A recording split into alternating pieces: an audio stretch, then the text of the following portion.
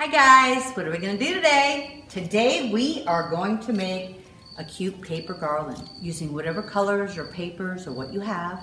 You can make a wonderful paper garland very easily, and it moves and bends so it can form around anything you've got. Let's get started. So I am using this 11 by 17 sheet of paper that I have, and I am going to be ripping it. I decided how big or small I'm going to rip by the size of my yardstick. The first edge takes a little bit, the first and last edge, because it's a little thinner. So I am just going to lightly rip this white edge off. And if your paper doesn't have a white edge, you don't need to do this. Okay, so what I'm going to do next is I'm just taking the width of my yardstick, and that is how big my strips will be. I'm going to run a line of water along this yardstick.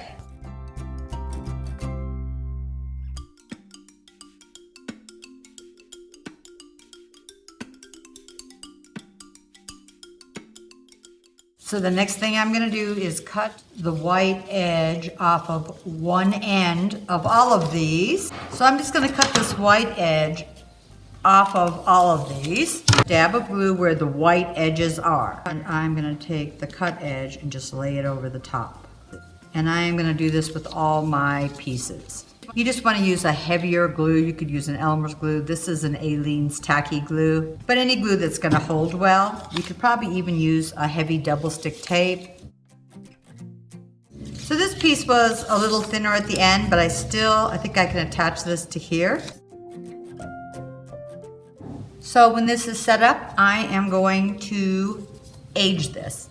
So I have all my pieces glued together, and then I used a real thin paper. You could probably even use a tissue paper and cut strips. They're probably 3/4 inch, but you just want it smaller than your piece of garland. And I am using paper wire, and I'm going to give myself a little extra at the end. I am going to start running a row of glue, and I'm just using Aleene's glue. Doesn't need to be quite this thick. You want to be able to grab everything that you have. I'm giving myself a little extra at the end, and I'm going to lay that down. I'm going to take a piece of this thinner paper that's a little narrower. I'm going to lay that over the top of the wire and glue the whole thing down. You just have a little more stability when you're moving your garland around if you want to twist it or turn it or curl it. Nice and stable for you. You just want to keep doing this till you get to the very end. Let glue dry, and then we'll get to the next step. So after I've glued all of this down, I am going to do my aging. And you don't need to do this. I just like this. Just run my Distress Oxide down, use my water, and then my ripped edges also a little more aged in here.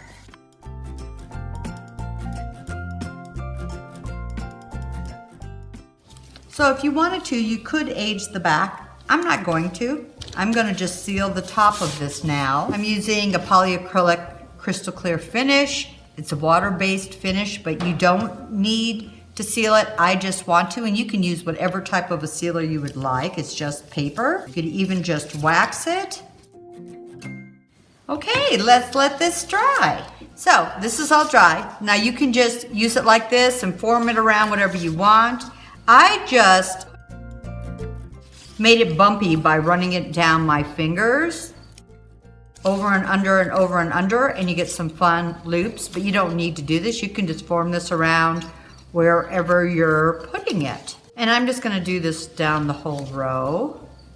So I hope you guys thought this was easy. Anywhere you put a garland, you could put this. You could even make it wider and do a table runner like this. But it's fun because you can mold it, bend it, put it anywhere you want. Hope you guys give this a shot. Try different colors, different papers, but have fun.